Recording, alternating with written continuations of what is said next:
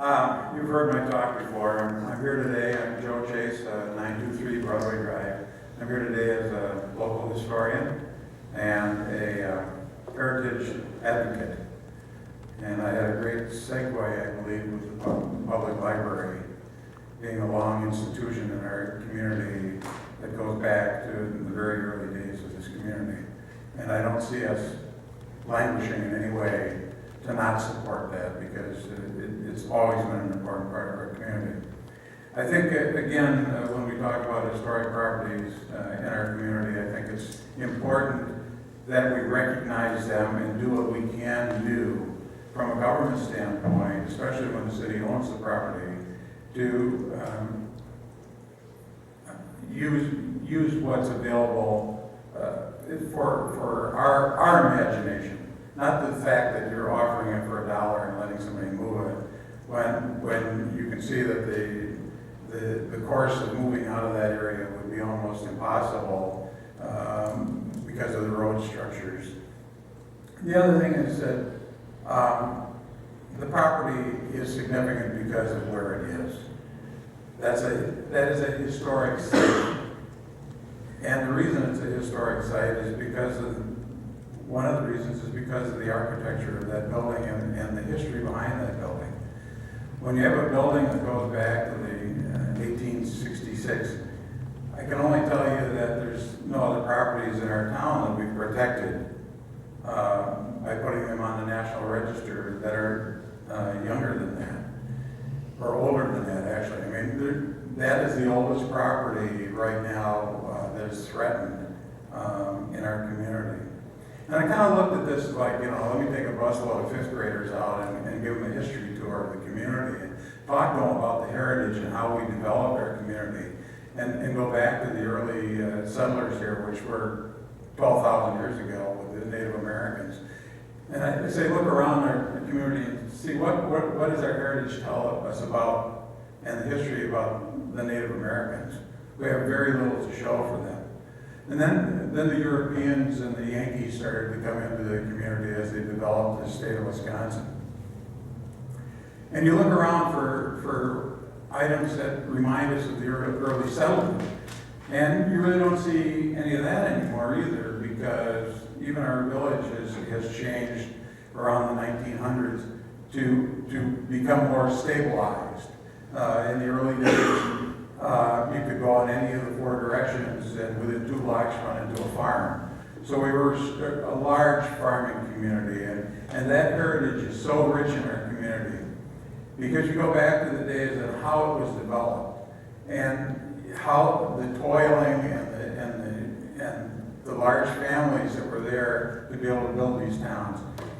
I don't refer to this particularly as the Schneider property. I refer to it as the Sereno and Sarah Thompson property, because they came to the area in 1848, and they finally settled on that land in the 1850s and built their first home there. There's a reason it's called Thompson Road.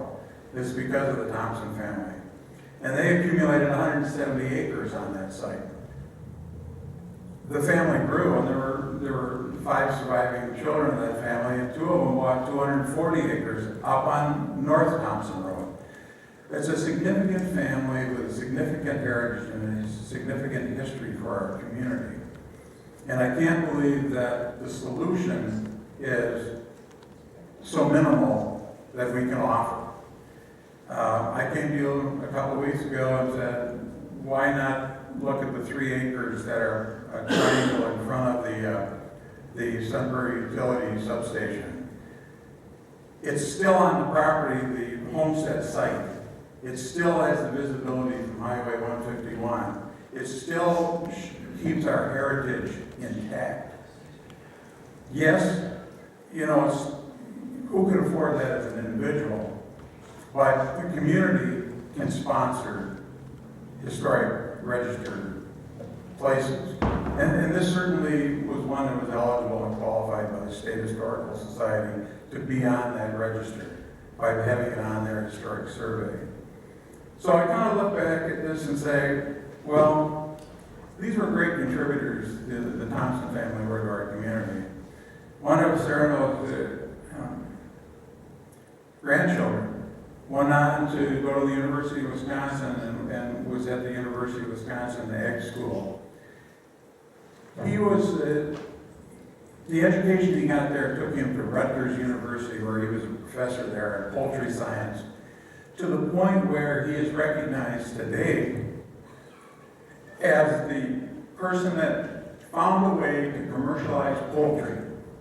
Prior to this, you can appreciate the chickens were running around the yard and they weren't really looking at a way of making chickens commercially available. This man developed chicken coops, he developed chicken houses, he developed ventilation systems for these chicken houses. He really came to the point of making this a viable commercial endeavor. That's a Thompson, that's Willard Thompson. Again, those roots started here in our adjoining community of the town of Burke. I just don't like to see one-of-a-kind properties disappear because we don't really have a good plan. And we've kind of tied our hands, or the city has tied their hands, by giving a retail broker an entire year to come up with solutions. That's enough, I guess, a little bit about the history, because you know, as a local historian, I could take a lot of time. That's not where I'm going. Go ahead. Because we have a lot of things on our agenda. What I wanted to do is, I know what's going to happen if it just sits there without a plan. It's going to become an eyesore. And we certainly don't want it to become that. And you'll feel obligated to tear it down, but as I looked at the contract, there's no obligation in the contract to do that. As a matter of fact, as you know, the contract indicates that the buyer will buy it as is, where it is. And the only condition I see in here in the contract is the city's obligation to maintain it. But it would seem to me also that the city's obligation is to maintain the whole 40+ acres. And I'm not sure what that plan is, because tonight here, I looked at what documents were given to you, but I don't see anything in there that tells you what the cost of maintenance is going to be for 40 acres for a year. Are you going to lease it out for farmland? Are you going to seed it yourself and come up with a way to control weeds?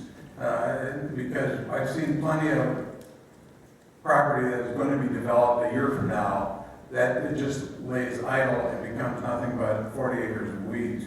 So there's going to be some costs involved here. Someone's going to have to absorb. And I don't see that anywhere.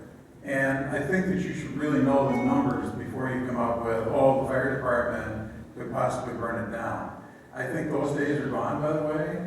I don't think the fire department can go in and burn down houses because of all the noxious things that they'd be exposing themselves to.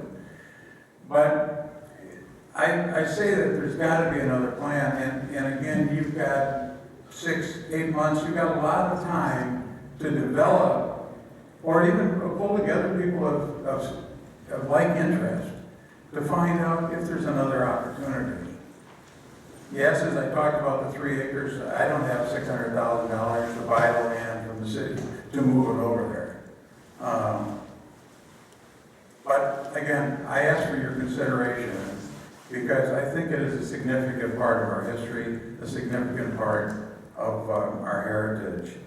You know, the Madison Road linked to everything. It was the road that came from Milwaukee and linked us to Madison.